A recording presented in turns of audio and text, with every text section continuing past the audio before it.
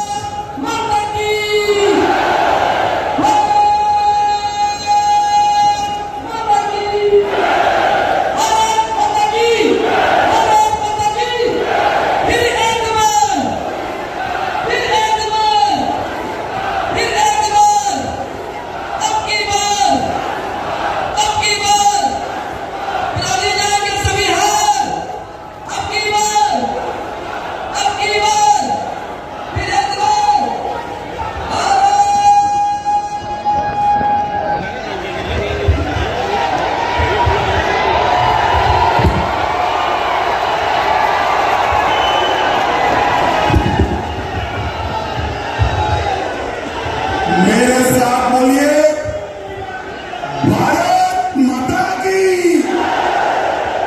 अरे गोंडा वालों, लोकप्रिय प्रत्याशी और सांसद कीर्तिवर्धन सिंह के आगे आओ, राजा साहब जोर से ताली बजाओ कीर्तिवर्धन सिंह जी के लिए। और आज की विशाल सभा में जहां तक नजर पहुंचे मूंग ही मूंग दिखाई पड़ रहे हैं।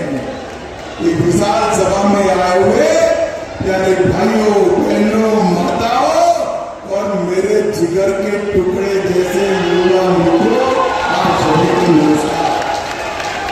भाइयों बहनों, सबसे पहले मैं पृथ्वीनाथ मंदिर, वराही देवी मंदिर, काली भवानी मंदिर, श्री दूधरनाथ मंदिर, हनुमानगढ़ी, खैरा भवानी मंदिर और स्वामीनारायण मंदिर को प्रणाम कर मेरी बात की शुरुआत करता हूं।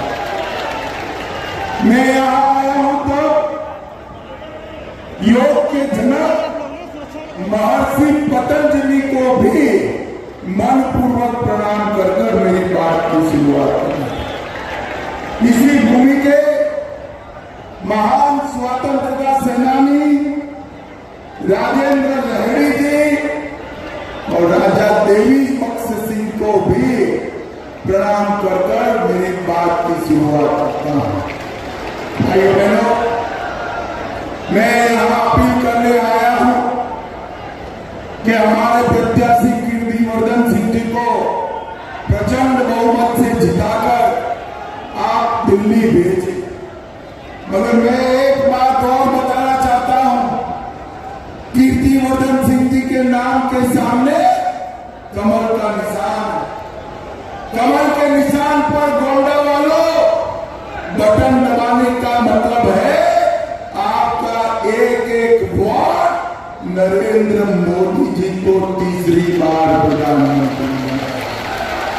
ये चुनाव जो है ये नरेंद्र मोदी जी को तीसरी बार प्रधानमंत्री बनाने का चुनाव है। ये चुनाव जो है देश को दुनिया में तीसरे नंबर का अर्थतंत्र बनाने का चुनाव। ये चुनाव है पाकिस्तान को इनकी हरकतों के लिए मुंह तोड़ जवाब देने का चुनाव। ये चुनाव है आतंकवादी की गोली का जवाब गोले से देने का चुनाव है। ये चुनाव है 3 लाख लखपति दीदी बनाने का चुनाव है और 3 लाख गांव में पैक्स बनाने का चुनाव। भाइयों बहनों, मैं गोंडा आया हूं।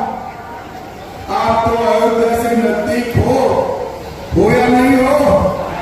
अरे बोलो तो, मुझे बताओ गोंडा वालों, अयोध्या में राम मंदिर बनना चाहिए था या नहीं बनना चाहिए? अंत बोलिए जरा, बनना चाहिए था या नहीं बनना चाहिए था? एक कांग्रेस, सपा और बसपा ने 70 साल तक राम मंदिर को लटका कर रखा, अटका कर रखा, भटका कर रखा। मोदी जी ने जब आपने दूसरी बार प्रधानमंत्री बनाया, मोदी जी ने 5 ही साल में केस भी जीता, भूमि पूजन भी किया और प्राण प्रतिष्ठा कर जय श्री राम। मगर भूलना मत गोंडा वालों, कार सेवकों पर गोली चलाने वाली यही समाजवादी पार्टी थी। ये चुनाव जो है राम भक्तों पर गोली चलाने वालों का और राम मंदिर बनाने वालों के बीच में आपको तय करना है। गोंडा वाले गोली चलाने वाले के साथ है या मंदिर बनाने वाले के साथ? जोर से बोलो जरा, किसके साथ हो? अरे अखिलेश और राहुल बाबा अभी 2 से ज्यादा घूम रहे हैं। जब उनको प्राण प्रतिष्ठा का निमंत्रण दिया, दोनों ने इनकार। वो नहीं गए। क्यों नहीं गए? क्योंकि वो अपनी वोट बैंक से डरते हैं। उनकी वोट बैंक कौन है मालूम है गोंडा वालों? मालूम है ना? आप लोग नहीं हो। उनकी वोट बैंक अलग है, वो उनसे डरते हैं। मगर चिंता मत करो, भारतीय जनता पार्टी वाले वो वोट बैंक से नहीं डरते हैं। हमने सिर्फ राम मंदिर नहीं, औरंगजेब ने तोड़ा हुआ बाबा विश्वनाथ का कॉरिडोर भी फिर से मोदी जी ने बनाया, महाकाल का कॉरिडोर बनाया और सोमनाथ का मंदिर भी सोने का बनने का काम चालू हो गया है। भारतीय जनता पार्टी की सरकार है। ये अभी के सपा बसपा वाले कहते हैं राम मंदिर बेकार बना।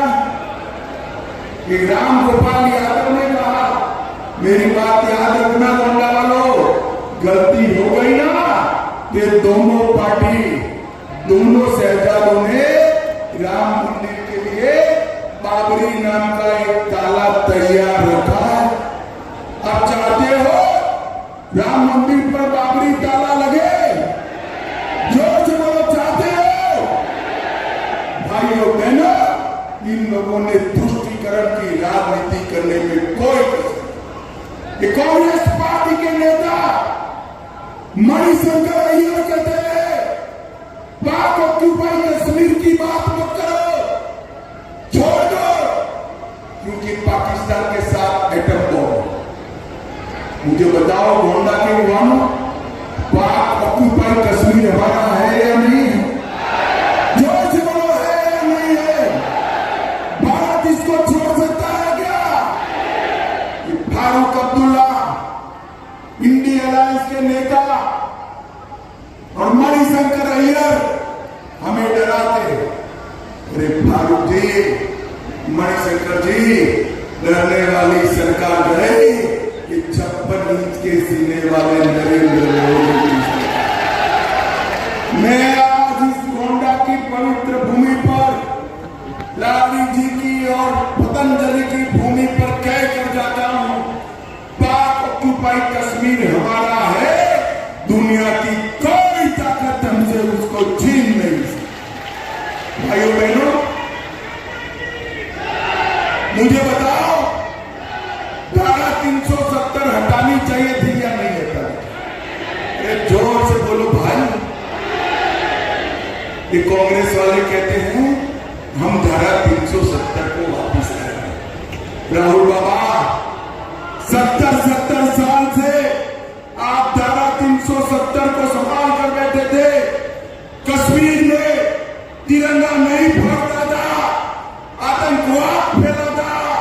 मोदी जी को यूपी वालों ने दूसरी बार प्रधानमंत्री बनाया।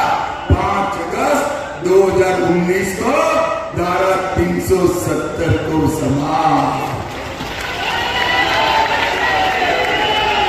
और मैं आज कहकर जाता हूं, राहुल बाबा, आप जितना भी जतन कर लो, अब धारा 370 को दुनिया की कोई ताकत नहीं ला सकती, कोई ताकत नहीं।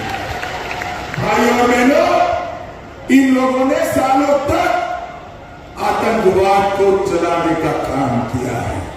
10 साल तक सोनिया मनमोहन की सरकार थी, सपा बसपा के समर्थन से चली। 10 साल तक पाकिस्तान से आलिया मालिया जमालिया आते थे, बम धमाके करते थे और चले जाते थे। परंतु अपनी वोट बैंक की लालच से ये दोनों शहजादे चुप। मोदी जी आए, फिर से उरी और